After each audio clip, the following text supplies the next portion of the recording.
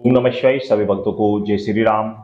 भूल कर भी श्रावण मास में ये तीन काम कदापि ना करें। यदि आप इन तीन काम को करते हैं तो अवश्य ही आप दंड के भागी होंगे। दंड के नहीं, आप महादेव के कोप के भी भागी होंगे और अपने जीवन को आप नर्क बना बैठेंगे। तो भूल कर भी, गलती से भी इन तीन पापों को आप भूल कर भी ना करें। इन तीन गलतियों को आप गलती से भी ना कर बैठे। श्रावण मास में इन चीज का विशेष ध्यान रखना होता है। वो तीन क्या क्या ऐसे कार्य होते हैं जो नहीं करने चाहिए। तो प्रथम होता है कि श्रावण मास में आपको ब्रह्मचर्य का पालन रखना चाहिए। श्रावण मास में किसी की भी शादी नहीं होती। आपको पता है कि हिंदू समाज में, हमारे सत्य सनातन धर्म में श्रावण मास में शादी नहीं होती, क्योंकि श्रावण मास में भगवान शिव की ही शादी एक हुई थी, भगवान शिव की।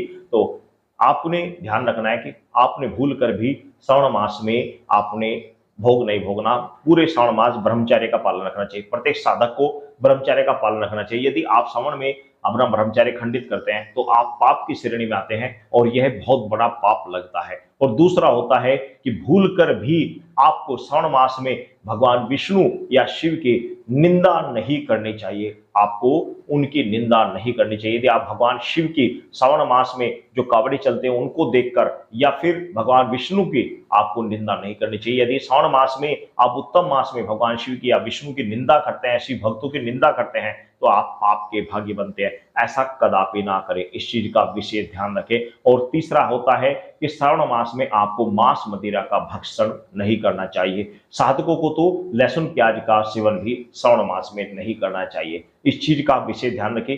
ये तीन ऐसे ऐसे तीन पाप हैं जो जाने अनजाने में आप श्रावण मास में कर बैठते हैं तो आपको बहुत बड़ा इसका प्रायश्चित भुगतना पड़ता है। तो इसलिए विशेष ध्यान रखें, जाने अनजाने में भी इन तीन पापों से आप बचकर, भक्तों को जय श्री राम।